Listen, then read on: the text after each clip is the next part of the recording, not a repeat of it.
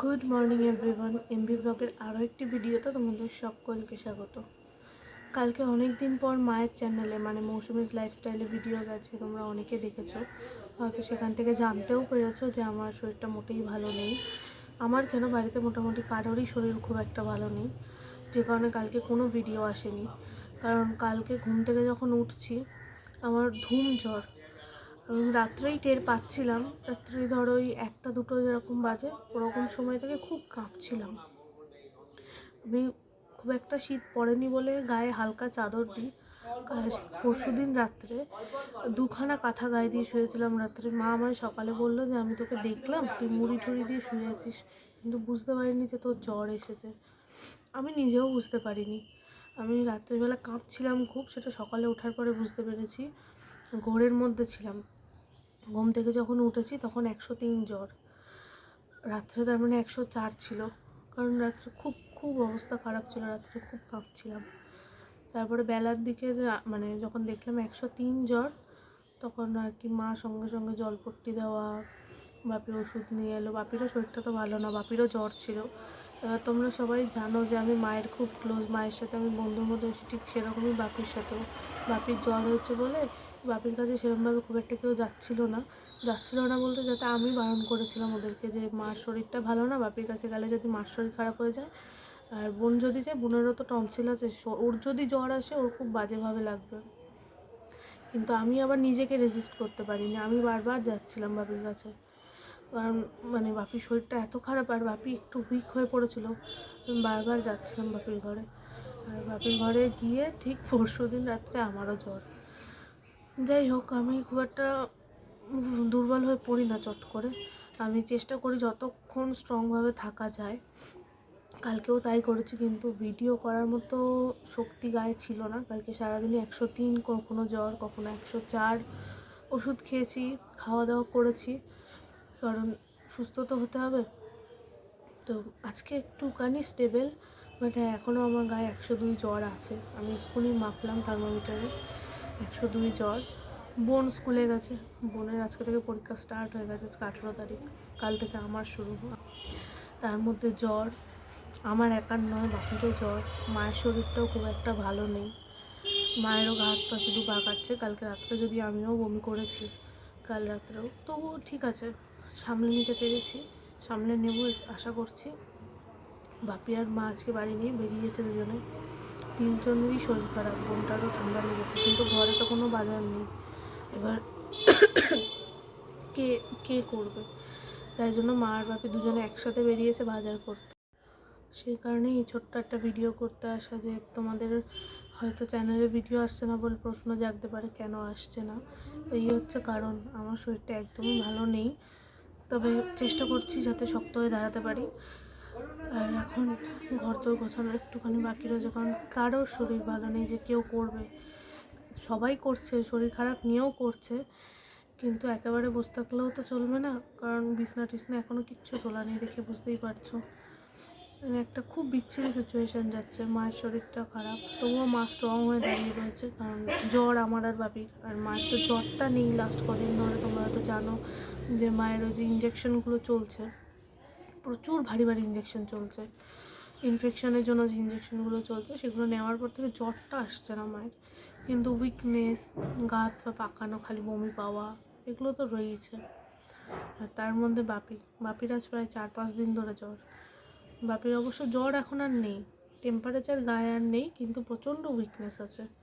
আর আমার সবে 2 দিন, মানে এই ধরো পরশু রাত্রি থেকে কালকে সারাদিন খুব খারাপ গেছে, কালকে সারাদিন খুব কষ্ট হয়েছে। আর আজকে জানি না, হয়তো সেরে যাবে, হয়তো সারবে না, ঠিক করে জানি না। এই ওষুধ খেলাম জাস্ট, মা স্যান্ডউইচ বানিয়ে দিয়ে গেছিলো, কিন্তু সে খেতে পারিনি, দেখেই বমি পেয়ে গেছে। এবার সেই কারণে ছাতু গুলে খেয়েছি, ছাতু খাওয়ার পরে এখন খেলাম একটু ওষুধ। দেখি সবে তো 2 দিন, 3 দিন যাক, যদি জ্বর না কমে তখন না হয় ডাক্তার দেখানোর কথা ভাববো। সবে 2 দিনে মনে হয় ডাক্তার দেখানো অতটাও দরকার নেই, কারণ আমার অনেক দিন পর জ্বর এসছে, বহুদিন পরে জ্বর হলো। জ্বর খুব একটা হয় না। আমার জন্মদিনের সময় অবশ্য আমার প্রচণ্ড থ্রোট ইনফেকশন হয়েছিল, সেটা সেরে গেছিলো, সেটা ডাক্তার দেখিয়েছিলাম, ডাক্তার দেখিয়ে ওষুধ খেয়ে সেরে গেছিলো। ওটা 2বার রিপিট হয়েছিল, একবার সেরে যাওয়ার পরে আবার নতুন করেও হয়েছিল। তো যাই হোক, ছেড়ে গেছিলো, ওটা থ্রোট ইনফেকশন হয়েছিলো, বাট জ্বর আসেনি।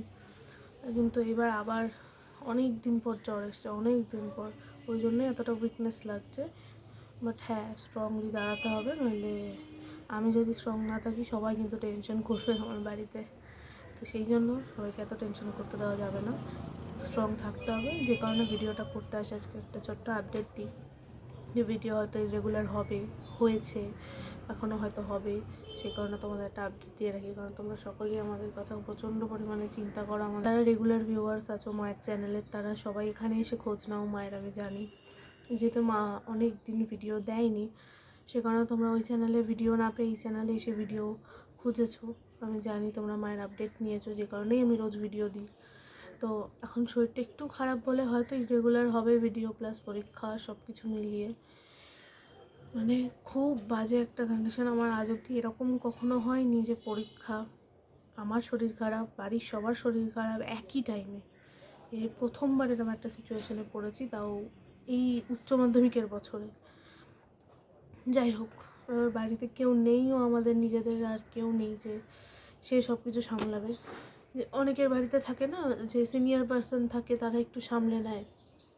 আমাদের তো 4 জনের বাইরে কেউ নেই, যে কারণে নিজেদেরকেই নিজেদের সামলাতে হবে, যতই অসুস্থ থাকি আমরা।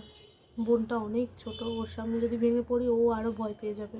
এবার ও যদি ভয় পায়, ওরও পরীক্ষা চলছে, ওরও এটা মনে হয় PT2 সামথিং চলছে, ওর আর একটা পরীক্ষাই বাকি, অ্যানুয়ালটাও হয়তো আমার পরীক্ষা যে সময় পড়বে ওর সেই সময়ই পড়বে।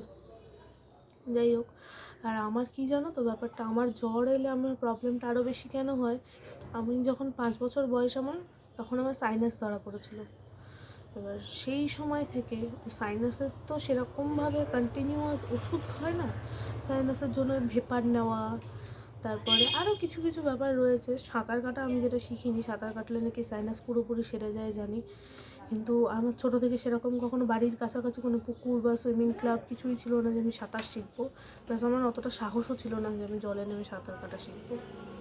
যাই হোক, তো ওই ভেপার নেওয়া, একটু গরম জল খাওয়া, এই যে সমস্ত প্রিকশনগুলো হয়, এগুলো নিয়ে নিয়ে সেই সময় কিছুটা কমেছিল। কারণ সেই সময় আমার সাংঘাতিক যন্ত্রণা করতো, মাথা যখন ব্যথা করতো না, মাথার পিছনটা প্রচণ্ড ব্যথা করতো, চোখ লাল হয়ে যেত, বমি হতো, মানে খুব খুব প্রবলেম হতো। আর আমার এই জ্বর এলে সেই সাইনাসের ব্যথাটা আরও বেড়ে যায়। জ্বর এলে বা ঠান্ডা লাগলে আমার এই সাইনাসের ব্যথাটা সাংঘাতিকভাবে বাড়ে।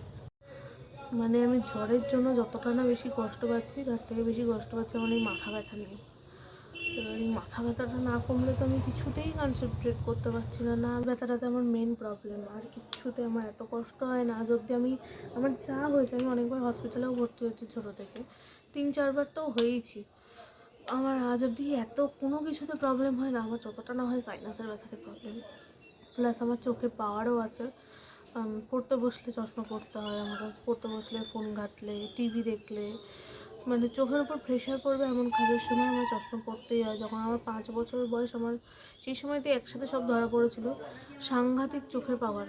আর আমার 2 চোখের পাওয়ার 2 রকম, একটা চোখের পাওয়ার বেশি, একটা চোখের পাওয়ার কম, বা চোখটাই আমার বেশি পাওয়ার।